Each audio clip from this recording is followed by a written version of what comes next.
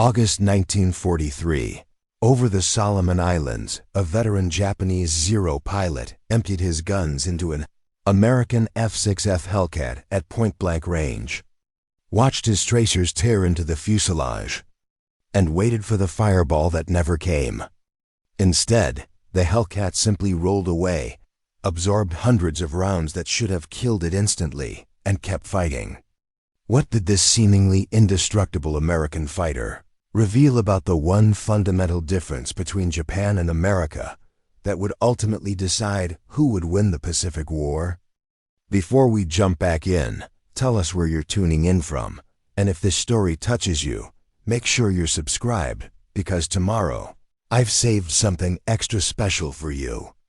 In early 1943, the sky over the Pacific Ocean belonged to Japan. For nearly 2 years, Japanese pilots had ruled the air in their Zero fighters. These planes were special. They could fly farther than any other fighter in the world. They could turn tighter than anything the Americans had. When a Zero got into a dogfight, it almost always won. The plane weighed only 5,300 pounds when empty.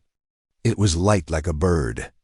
It could dance through the sky, but this lightness came with a price. The Zero had no armor to protect the pilot. The fuel tanks had no special coating to stop leaks when bullets hit them.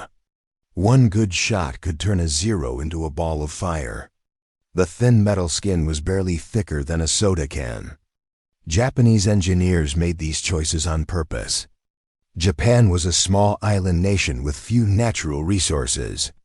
They had little steel, little oil, little rubber. Every pound of armor meant the plane flew shorter distances. Every pound of protection meant less ammunition or less fuel. The pilots knew this. They accepted it. In Japan, the old samurai code still lived in many hearts. Death in battle was not something to fear. It was an honor. The military leaders told the pilots that American planes were heavy and slow because Americans were soft. Americans valued comfort over fighting spirit. The Japanese spirit would defeat American steel. The pilots believed this because they had seen it work.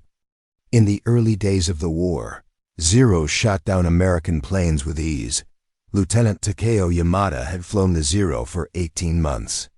He was 24 years old. He had shot down 7 American planes. Every morning before flying, he touched the good luck charm his mother gave him. It was a small piece of cloth with her handwriting on it. He kept it in his flight suit pocket, right over his heart. Not that it would stop a bullet. Nothing would stop a bullet in a Zero. But Yamada tried not to think about that. On this morning, in August 1943, Yamada and 5 other pilots took off from Rabaul. Their job was to protect Japanese bombers flying to attack American ships near the Solomon Islands. The sky was bright blue with white clouds scattered like cotton balls. The air smelled like salt and engine oil. Yamada's Zero hummed smoothly beneath him. He had flown this plane so many times he felt like it was part of his body. The flight to the target area took 90 minutes. Then the radio crackled. American fighters spotted ahead. Yamada's heart beat faster, but his hand stayed steady. He had done this many times before. He checked his ammunition. His 2 20mm cannons were loaded. His 2 machine guns were ready. He looked at the other Zeros flying in formation with him. They were ready too. Then he saw them. 6 dark shapes diving from above. But something was wrong. These planes looked different from the stubby Wildcats he had fought before. These were bigger, thicker. They had more powerful engines from the sound. The Americans came down fast, much faster than the Wildcats ever moved. Yamada pulled his stick hard. The Zero responded instantly, turning so sharply his vision started to gray at the edges. This was what Zeros did best. No American plane could follow this turn. But the new American fighters did not try to turn with him. They dove past, fired quick bursts, then zoomed back up into the sky using their speed. This was a new tactic, One American plane came straight at Yamada's wingman. Yamada turned hard to help. He got behind the American fighter. His gun sight lined up perfectly on the blue plane with the white star. Range was good, maybe 200 yards. He pressed the trigger. His cannons roared. He saw his tracers arc through the air like bright red lines. They hit. He knew they hit. He saw the flashes on the American plane's fuselage and wing, but nothing happened. The American plane did not catch fire. It did not trail smoke. It did not explode. The bullets hit it and seemed to just disappear into the metal. The American pilot rolled his plane hard to the right and dove away. Yamada followed, firing again. More hits. He could see them clearly. The American plane shook a little from the impacts but kept flying like nothing was wrong. Yamada broke off his attack, confused. In 18 months of combat, he had never seen anything like this. When bullets hit a zero, things happened immediately. Fire, smoke, pieces flying off, or the plane simply falling apart. But this American fighter ate his cannon shells and kept going. Around him, the sky filled with chaos. The other Japanese pilots were having the same problem. The American fighters would not dogfight. They stayed high, dove down with their superior speed, shot, then climbed back up before the Zeros could turn on them. And when the Zeros did land hits, the American planes just absorbed the damage. Yamada's hands shook on the stick. He had put at least 20 rounds into that American fighter. Good hits, solid hits. The kind of hits that should have killed the pilot or blown off a wing. But the plane flew away. Through his canopy, Yamada watched another Zero explode after just 3 or 4 American bullets hit it. The contrast was impossible to ignore. The fight lasted maybe 10 minutes, but felt like hours. When the American fighters finally turned back toward their base, probably low on fuel, Yamada counted his squadron. 2 Zeros gone. 2 more damaged, leaking fuel, barely able to fly home. The Americans all flew away. Every single one. Back at Rabaul, Yamada climbed out of his cockpit on shaking legs. His crew chief ran up, excited to hear about the fight. But Yamada could not find the words. He kept seeing that American plane absorbing his cannon fire.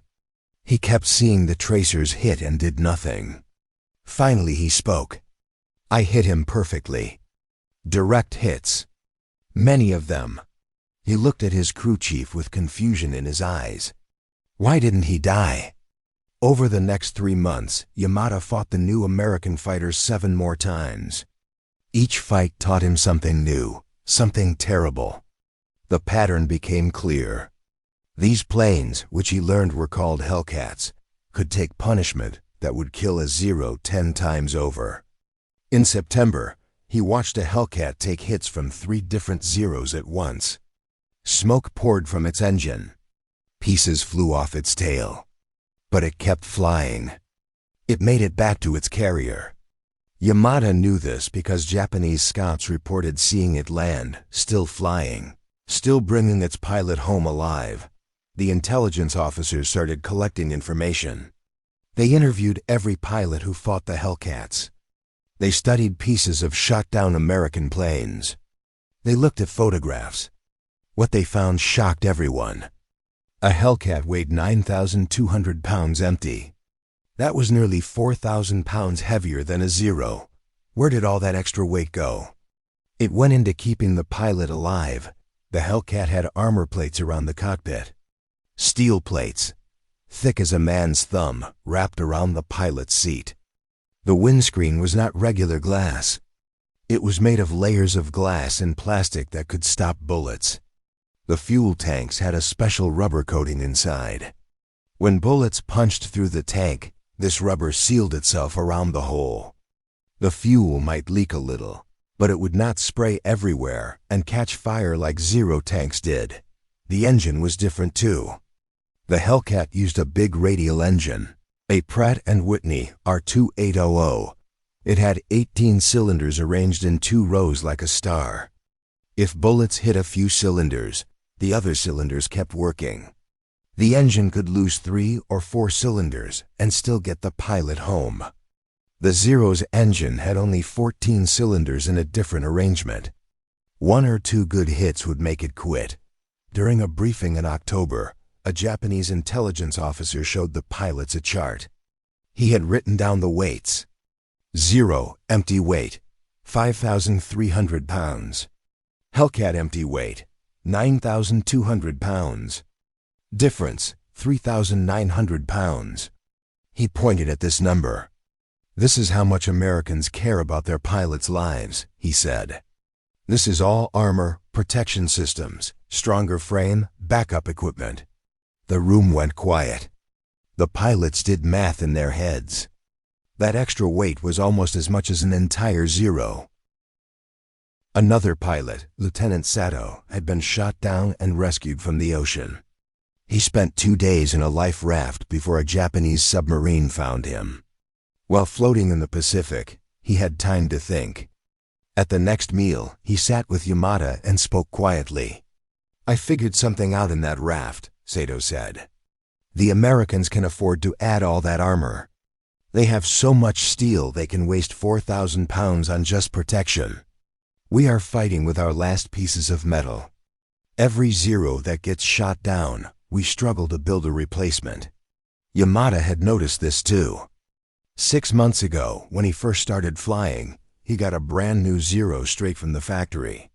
Now he flew a plane that had been repaired 5 times. The mechanics did their best, but parts were hard to find. Sometimes they took pieces from crashed planes to fix other planes. Meanwhile, intelligence reports said America was building 50 new Hellcats every single day.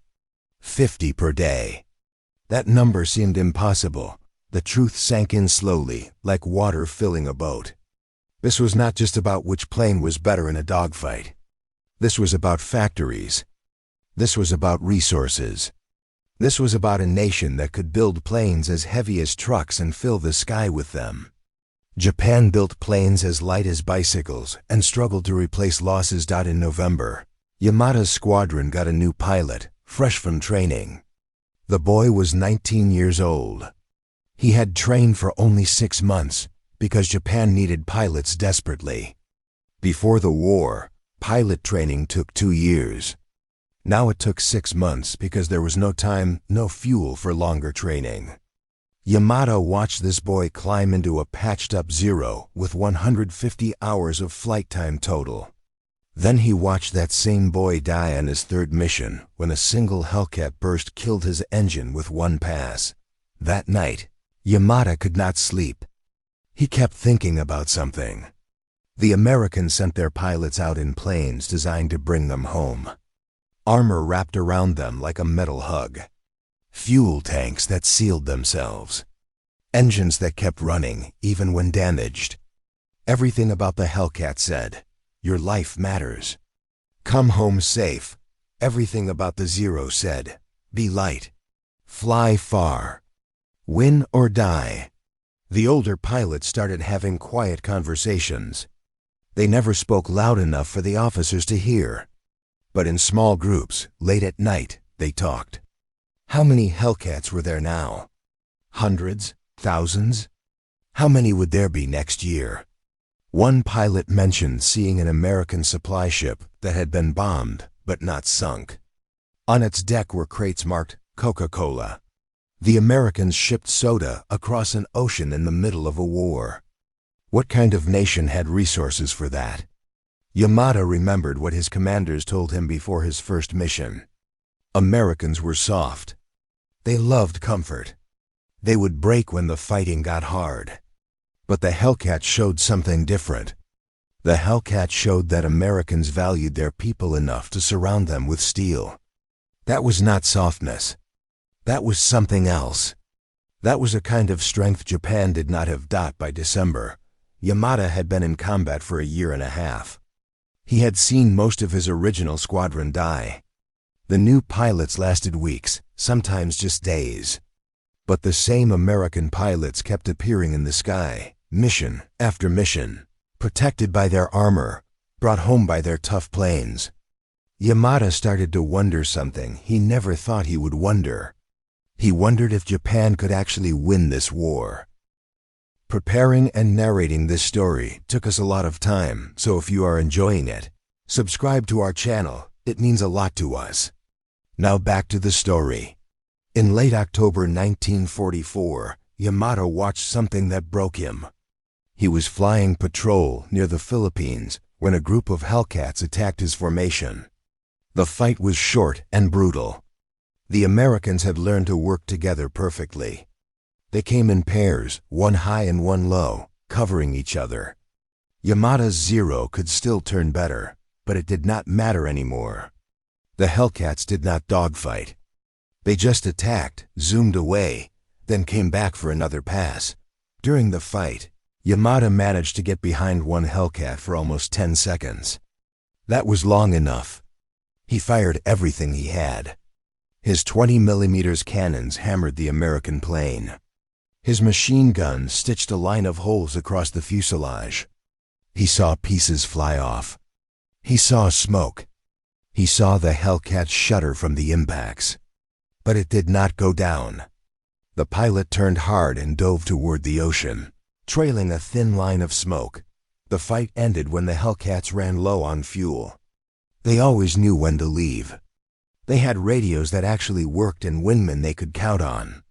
Yamato's radio had stopped working weeks ago.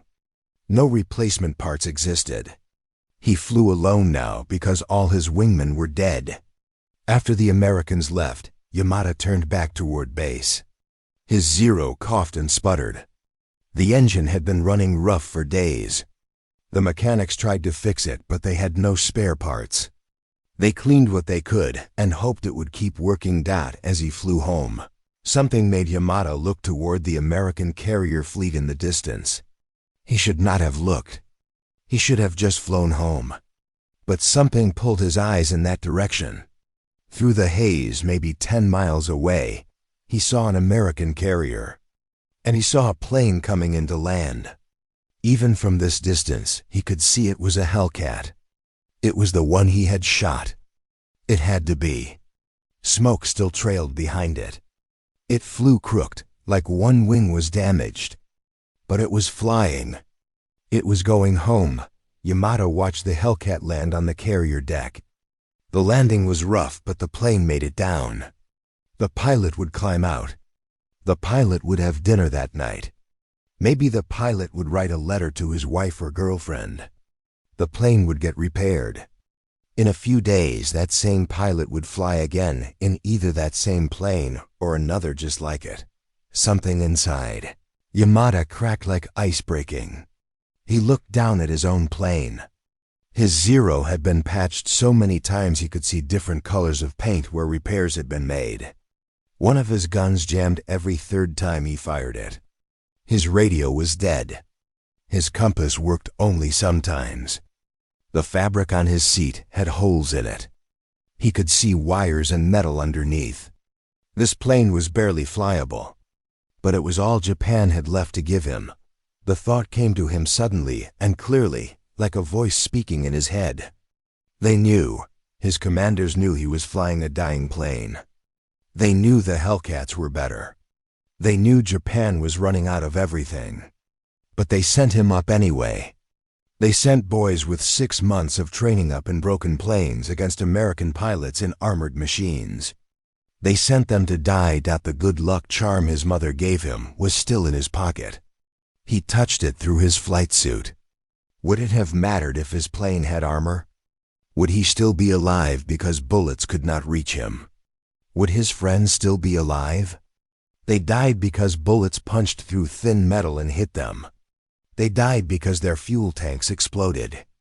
They died because their engines quit after one good hit. They died because Japan did not have enough steel to protect them. Yamato thought about everything his commanders had told him. American pilots were weak. They needed armor because they were cowards. True warriors did not need protection. The fighting spirit was stronger than steel. But watching that shot-up Hellcat land safely, Yamato understood the lie. The Americans were not weak. They were smart. They knew pilot training took years. They knew experienced pilots were valuable. So they wrapped them in armor and brought them home. The Americans loved their pilots enough to spend 4,000 extra pounds of steel keeping them alive. Japan told its pilots that dying was an honor. Japan said sacrifice was beautiful. Japan praised the warrior spirit. But now Yamada saw the truth hiding behind those words. Japan did not have enough steel. Japan did not have enough fuel. Japan did not have enough of anything. So Japan used words instead.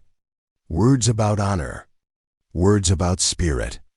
Words about the samurai code. These words made pilots accept flying in planes that could not protect them. That night, Yamada wrote in the small notebook he kept hidden in his footlocker. His hand shook as he wrote. They told us American softness would be to our advantage. They said protecting pilots was a weakness. But I watched a Hellcat take 200 bullet hits today and fly home. I fly a plane held together with prayer and wire. Protecting their pilots is not a weakness. It is wisdom. And we called it weakness because we could not afford to do it ourselves. He stopped writing and stared at the words. Writing this was dangerous. If anyone found this notebook, he could be arrested. Questioning the military was treason. But Yamada did not care anymore. The truth was the truth whether anyone admitted it or not. Japan was losing because America had more of everything. More steel. More fuel. More factories. More planes. And America used all those resources to protect its people. Japan had less of everything, so Japan spent lives instead of steel. By late 1944. Most of the pilots who understood this were dead. The new pilots were too inexperienced to see the pattern. They flew their few missions and died before they learned. Only a handful of survivors like Yamada carried this knowledge. It sat in their chests like a stone. They knew their friends had died in inferior planes. They knew the war was lost. They knew the warrior code was a beautiful lie covering an ugly truth. But they kept flying because orders were orders, and stopping would dishonor everyone who already died.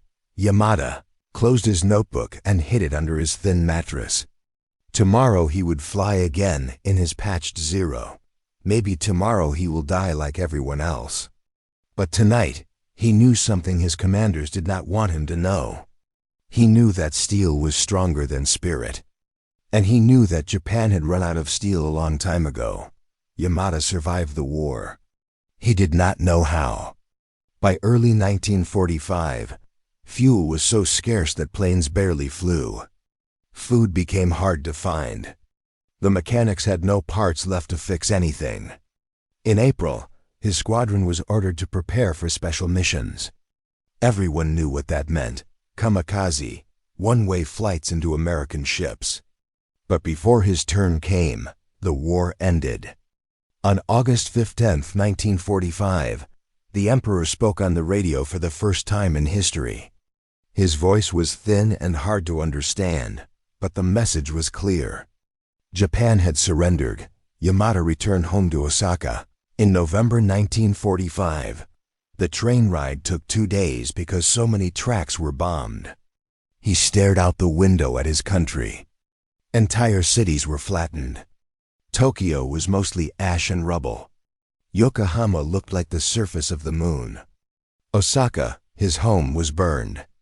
Block after block of nothing but chimney standing alone where houses used to be. The train passed factories that were just twisted metal and broken concrete. This was what losing looked like.